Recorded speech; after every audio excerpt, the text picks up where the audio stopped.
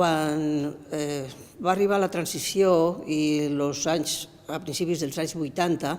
la gent jove de la franja que estava per les universitats i les fàbriques de les capitals van estar un grup bastant implicats en la lluita contra el franquisme i per la democràcia. I quan ja se va començar a estabilitzar la transició a Espanya, aquesta gent va anar girant la mirada cap als seus pobles i cap a la seva comarca, les seues terres, i van intentar que la democràcia que havia arribat a la política, que també arribés a la llengua i les cultures minoritàries i tinguessin el seu dret a poder expressar-se en públic, la utilització de l'ús públic de les llengües, el poder aprendre-la, la llengua, i van muntar les primeres associacions. Aquestes associacions van aplegar un munt de gent de la zona, de les comarques, i van desenvolupar una feina molt important de publicacions, de campanyes per la llengua i en la lluita per la normalització lingüística, per l'aprenentatge del català a les escoles, i una fita important que es va aconseguir l'any 86 va ser les primeres classes de català que la DGA va organitzar quan estava de conseller de Cultura José Bada. I després la tasca de les associacions ha estat més centrada en la recerca, la investigació de la literatura popular, les campanyes per l'ús del català al carrer i la divulgació de la literatura oral i la d'autor. Una de les primeres coses que van fer les associacions com l'Institut d'Estudis del Baix Inca, l'Associació Cultural Matarranya, els Consells Socials de la Franja o el Centre d'Estudis Ribagorçans, va ser intentar crear els seus òrgans d'expressió. Aquestes revistes en català, com a Vàtex, com a Sorollat, com a Despertaferro, que va ser la primera, que ja han anat desapareixent, van tindre la virtualitat d'animar i induir a la gent a llegir en català les seues informacions, els seus articles, i també va servir per comunicar-se entre unes comarques i altres que fins a llavors no es coneixien físicament gairebé, perquè les comunicacions entre el nord i el sud de la franja eren bastant complicades i la divisió actual comarcal tampoc va ajudar molt a crear una unitat cultural i lingüística, perquè es van fer atenent a altres aspectes econòmics o polítics, i llavors tindre una revista on tu, una persona de la Llitera, podies llegir el que passava al Matarranya o gent del Matarranya el que passés a la Ribagorça, va tindre un punt interessant. Això ha arribat a un major nivell d'expressió en la revista que va aglutinar la pèrdua de totes aquestes revistes de les associacions comarcals, que és Temps de Franja, anomenada la revista de les comarques catalanoparlants de l'Aragó. Aquí sí que hi ha la integritat territorial i la vertebració cultural de totes aquestes zones va arribar, penso jo, a un nivell molt important. A l'Aragó encara actualment hi ha un procés de normalització lingüística, s'està en procés.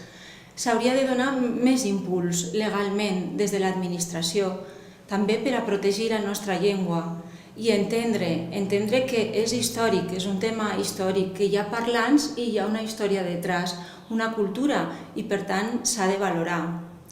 Hi ha hagut moltes associacions, moltes entitats que han treballat per la normalització i per la normativització. Per exemple, l'Associació Cultural del Matarranya, que sempre ho ha intentat, fent recerca, novel·la, publicant, i en aquests moments la normativització està potser millor que la normalització. En Aragón, al igual que en todo el Estado español, en las zagueras añadas 70, pues principió una mena de renaxedura, una mena de rechite social e cultural, y también en Aragón. Pero aquí, talló, tenébanos en primeras que fer una consciencia d'isa concencia d'Aragón, anti más que una reivindicación. Por iso, bueno, pues puede estar que siga esas señas de identidad de Aragón vincladas a nuestro paisaje, a nuestra demografía, economía e profés a nuestra luenga aragonesa. Todo iso, pues, fa una coseta especial ta esta ambiesta cultural. Podemos pensar que a luenga aragonesa lle amena de transmitir o mensaxe de todas estas señas de identidade ou destas reivindicacións, ¿no? Por iso, a luenga aragonesa caleba charrar, cantar, escribir, leyer, e todo iso era o traballo que se teneba que fer, feito máis que máis por as asociacións, como pues, logo podemos enamplar un poquer máis. Vieva escritos como que escribiban en a suya variedad lingüística aragonesa, como Beremundo Méndez Encheso, Tonón de Valdumera, en Ribagorzano, ya dende fa moitas añadas. Pero pues estar que isos hitos estasen cuando en 1969 Francho Nagore publicó o poemario Sospiros del aire, o en 1972 Ansel Conte escribió No desez morir a mi voz. Y si charramos ya no de poesía, sino de narrativa, podemos pensar a primera obra de narrativa que estió Dos a mortal alba de Eduardo Vicente de Vera. Ya dende esas fitas podemos pensar que todas as publicacións que se han feito todos estes añadas pues son hitos moito importantes tal o desembolique da nuestra lingua aragonesa. Si pensamos en charrar ou en música ou en medios audiovisuales, si en música, pues profés que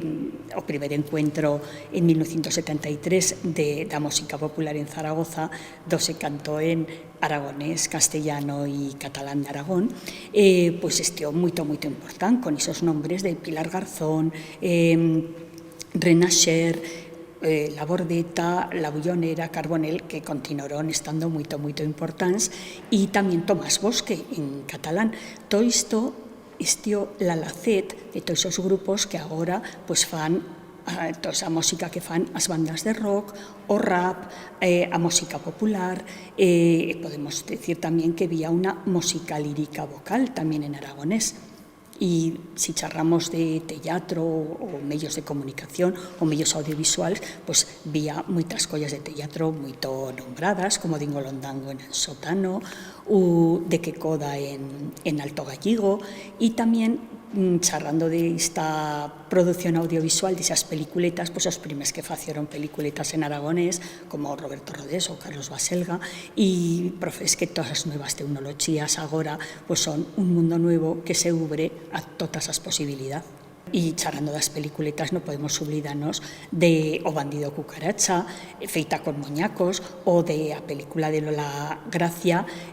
cosetas de adentro que lle, bueno, pues unha fita moito importante por a suyo contenido e a suya forma.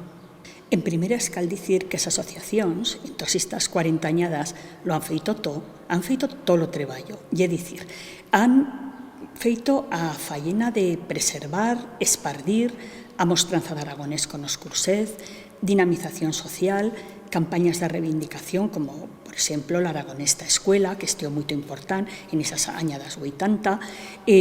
Antimás, han empentado premios literarios, han publicado libros, han empentado tamén concursos de música. As asociacións, por iso decimos que han feito toda esa fallena de crear buen tempero da nuestra luenga en este venidero. No cal oblidar tampouco que as asociacións ubrieron o camín ta la normativización del aragonés, que logo lo pataquearon a sabelo. E no cal oblidar que dentro de toda esta fallena que fan as asociacións, as revistas periódicas como Rolde, publicada por Rolde de Estudios Aragoneses, ou As Follas do Consello da Fabla Aragonesa, que va por o número 260, outras revistas que tamén estiveron moito importantes e que agora ya non se fan, como Espiello, ou revistas ya de traza filolóxica como Puestar de Lingua Aragonensis, da Sociedade Lingüística Aragonesa, ou Luenga e Fablas. y antimás todas as editoriales con as suyas coleccións, ta críos de investigación, de léxico, que toda a fallena das asociacións ha estado moito importante e continúa estándolo. La evolución del movimiento asociativo por el aragonés dende allora, dica agora, lle que en primeras teneba que fer presencia e enreligarse nos territorios, fer concencia, principiar a treballar e dica agora que lle esviellar con a chen nueva, continuar con todos esos procesos, pero da traza, porque moitos desos aspectos pues, ya se fan por outras institucións. Non só lle que esa traza de preservar, espardir, ou fer curset, ou escribir, ou fer unha ampla produción literaria, sino tamén colaborar pues, con moitas institucións fendo todas esas fallenas, como, por exemplo, pues, son participar en todos os concursos empentados por institucións, como pode estar o Premio Arnal Cabero, como pode estar o Festival Espiello, con esa demba de peliculetas feitas en aragonés. Todo isto, pois, lle a nueva traza de treballar as asociacións en o día de hoxe. Les associacions culturals a tot el territori d'Aragó que es parla català van començar molt pronte, quan justament amb la Constitució i espanyola i l'inici de la democràcia doncs hi havia moltes ganes després d'un llarg període franquista de fer activitats culturals, hi havia moltíssimes ganes. I aquí a tots aquests territoris, com que la llengua havia estat literalment prohibida, tant el seu ús escrit com en el període franquista, fins i tot parlat, oral, doncs hi havia també moltes ganes d'utilitzar-la i com no, calia vincular una cosa amb l'altra. És a dir, les persones sensibilitzades amb la cultura, amb el patrimoni, de la mateixa manera que veien clar que, per exemple, el castell de Vall de Roures, que estava amenaçant de runes, s'havia de conservar, veien també molt clar que s'havia de conservar la llengua, que estava passant un canvi social i que totes aquelles pautes que havien fet que se conservés la llengua, que era la transmissió oral, ara anarà canviant les realitats de les formes de vida, s'estaven perdent i es podria perdre. Llavors vam tenir un paper molt important en aquest sentit d'un treball intel·lectual,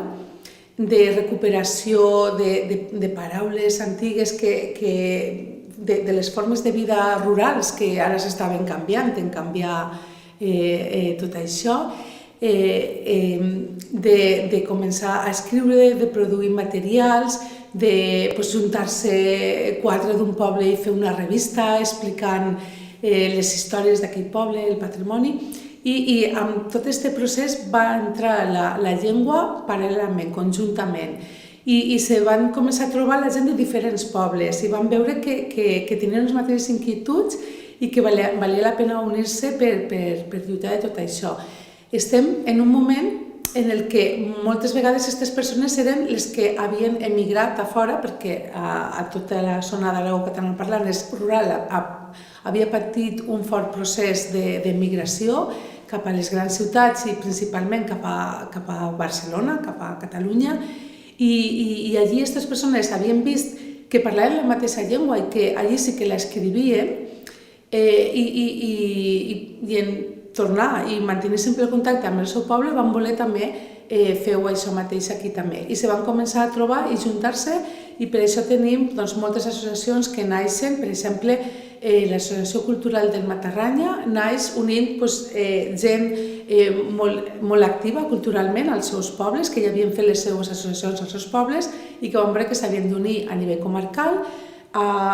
i naix el 1989, a la seva vegada naix l'Institut d'Estudis del Baix Cinca per tota la zona de la comarca del Baix Cinca, de Fraga, i uns anys més tard se'n donen compte que de totes aquestes comarques d'Aragó que parlen català i també s'uneixen per treballar coordinadament i és quan naix, per exemple, la iniciativa cultural de la Franja. Paral·lelament, tenim també el govern d'Aragó que també molt primitivament, quasi a la vegada que la resta de comunitats autònomes, comencen a defensar la llengua i a pensar en posar el català a les escoles i de fet ja el 1983 comença gairebé paral·lel amb l'Estatut d'Autonomia d'Aragó, ja tenim les primeres escoles que tenen una assignatura de català que en aquell moment és optativa però que ja s'ofereix. Per tant, podríem dir que van començar molt prompte. Respecte al paper de les associacions culturals en la normalització de la llengua, doncs en molts aspectes, tant en l'aspecte de treballar en l'administració i en l'aspecte polític, d'estar ahí, sempre estar presència, però jo destacaria també sobretot la presència en la societat, la presència en el carrer, en els veïns, en el tu al tu de cada dia, és molt important per aprendre consciència lingüística, este paper que se fa d'organitzar contínuament activitats, de parlar obertament del tema, d'utilitzar la llengua en els diferents registres i trobo que aquí les associacions han tingut un paper molt important, doncs, per exemple, en totes les activitats, la divulgació, la cartelleria, utilitzant la llengua, han fet fer visible la llengua a nivell escrit pràcticament durant tot l'any, perquè sempre hi ha una activitat o una altra a través de cartells, a través de les xarxes socials, la llengua, i anar també amb això agrupant i trobant a la gent interessada en el tema i que la gent també pogués saber on trobar gent també amb inquietuds similars. I ha estat també unes activitats que han tingut un paper molt important pel que fa a la literatura, a la publicació de llibres. Yo pienso que las asociaciones han jugado un papel a saberlo de importante. Me pienso que ahora no sé si es tan importante. Había unas señalas que sí, y eran las asociaciones las que articulaban la mostranza del aragonés en los concellos ta la chena adulta, que era una forma de ligar el aragonés que se charraba en las casas, o lo poco o lo muito que quedaba, pues ta que no se desbatiese de raso, ta intentar ese vínculo chere nacional que continuase. Eso fueron muy importantes todas las asociaciones, tanto en Huesca el Consejo de la Fabla Aragonesa, o las que vineba en la comarca del Tocayo, o en cualquiera, en todos los puestos vineba asociaciones de Ixerran. Ahora, eso sí que había una importancia muy grande. Hoy día me pienso que ya no es tan fortal y aunque en las ciudades sí, en Zaragoza, por ejemplo, tenían mucha fuerza, pero en los lugares chicotons siempre las asociaciones tienen la fortaleza de lo local, y el aragonés ya se escapa un poco de tot eso. Y en el INTE que entra en la escuela, pues se circunscribe a la escuela, los niños y las niñas aprenden, y la chen adulta pues ya antes batito una mica, o sea, la chen mayor se ve muriendo y la chen que puede ir a esas clases pues ya se ha trencado ese vínculo, o sea, había que aprovechar de la escuela y tirar de la escuela hasta que no se desbata. Què passarà amb la llengua? Què passarà amb el català a Aragó? Bé, si mirem la sociolingüística, això ho té molt estudiat i en sap molt, no? Perquè el fenomen de llengües minoritàries o llengües minoritzades, en el sentit de que el català a l'Aragó no és llengua oficial com ho és el castellà, encara que sí està reconeguda, és un fenomen que no solament passa a Aragó, és un fenomen que passa a tot arreu del món. En molts casos el contacte de llengües porta a conflictes, però no per culpa de la llengua, perquè en les llengües parlants, quan ens volem entendre, ens entenem, no? I les persones ens entenem, si no parlant amb gestos, no és un problema comunicatiu, sinó que és darrere el que hi ha en quant a instrumentalització de la llengua de forma per poders polítics, per poders geogràfics, per poders econòmics, no? I això és una cosa que passa a totes les llengües a tot el món. Per això cada govern és molt important que ho gestione, no? Que no ho deixi passar, sinó que ho agafi de cara i que ho afronte i que treballi, perquè sí que treballar tenim molts models també al món de llengües en contacte que no, y sense cap problema, hi ha moltes fórmules. Yo creo que hay un reto esencial que es normalizar lingüísticamente a través de las correspondientes comisiones de la Academia de la Lengua, porque hemos aprendido de nuestros vecinos, tanto con el euskera, que por cierto se hablaba de manera diferente en los valles, algunos valles guipuzcoanos y en otros vizcaínos, y en algunas zonas de Mondragón no se entendían con las zonas del Goierri, o con el propio catalán, que no se hablaba el mismo en Tarragona que en las zonas del norte de Girona, ¿no? Tendremos que ir a una normalización de nuestras lenguas y especialmente del aragonés, huyendo de personalismos, sabiendo que habrá que ceder en algunos aspectos. Què passarà? En general vivim en un món globalitzat i les llengües minoritàries cada vegada són més. És a dir, avui en dia se pot dir que les llengües que estan ja a partir de la posició sisena o setena ja són les minoritàries. En aquest món tan globalitzat, precisament, tenim més accés a més llocs, a més diversitat, però alhora ens estem homogeneitzant més. Se dona este fenomen que sembla contradictori però que en veritat és molt lògic, no? I per tant estan l'anglès, el castellà, el xinès, no sé, com una mica fagocitant tota la resta de llengües. I n'hi ha fins i tot qui pensa que el francès pot acabar sent una llengua ja no de les primeres, no? Quan ha estat un gran imperi al llarg de la història. Per tant, ja entrem en este bloc del problema de les llengües minoritàries, que totes van. Llavors, jo penso que en aquest sentit la solució serà en què nosaltres tenim una altra identitat i ens hem de mesurar per unes altres variables. No podem pensar vaig estudiar la meva llengua perquè és molt important i m'obrirà portes laborals, que això és el que a tots ens inculquen des del naixement. Si saps anglès no tindràs problemes en la vida. No sé, jo vaig aprendre anglès, em vaig titular i encara no l'he utilitzat a nivell laboral. Sí que l'he utilitzat per al meu enriquiment personal i intel·lectual, no? Però ens fan pensar coses que potser no sempre són reals, perquè al cap i a la fi, si tu mires al llarg del dia i al llarg de l'any en qui te comuniques i en quina llengua te comuniques i quines coses fas, doncs potser ahir les llengües minoritàries tenen un paper important. I llavors és per ahir que hem d'anar treballant per la part de la riquesa cultural, de la diversitat, del foment del multilingüisme i anar convencent així a tothom que les llengües minoritàries també han de tenir aquest paper. Respecte a aquesta tensió entre lo globalitzat i lo minoritari, les llengües importants i les que no ho són, doncs en les escoles hem vist ara una oportunitat a partir dels programes Erasmus i eTwinning, que són plataformes de posar en xarxa, de posar en connexió les escoles a nivell europeu. I ahir hem vist una oportunitat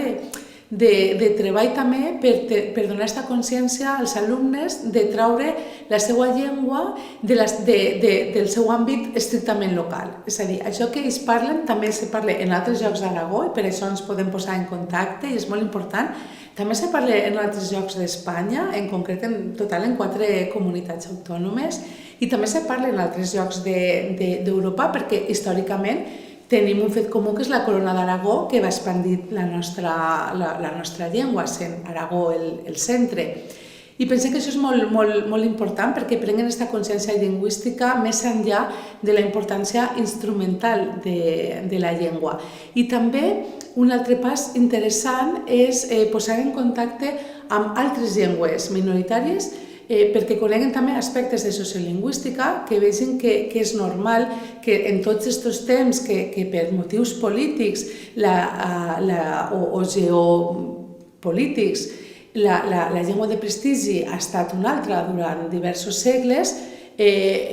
s'han produït diferents situacions que també han passat en altres llocs i que tindran semblances, coses paregudes i també coses diferents. I tot això és molt important, sempre entendre la teua llengua, la teua identitat però no només mirant-te al melic, no? És que el meu és això i la meva llengua és exactament com parlo jo. No, sinó que la meva llengua és tota la història de la meva llengua, també dels meus avantpassats, no? Reconèixer paraules de la meva llengua perquè estan als pergamins històrics que els tenim, no? I que coincideixen aquelles paraules amb altres paraules que parlen a Barcelona o a les Illes Balears o a València, i fins i tot a Perpinyà o a l'Alguer. És a dir, des d'allò petit meu, posar-nos també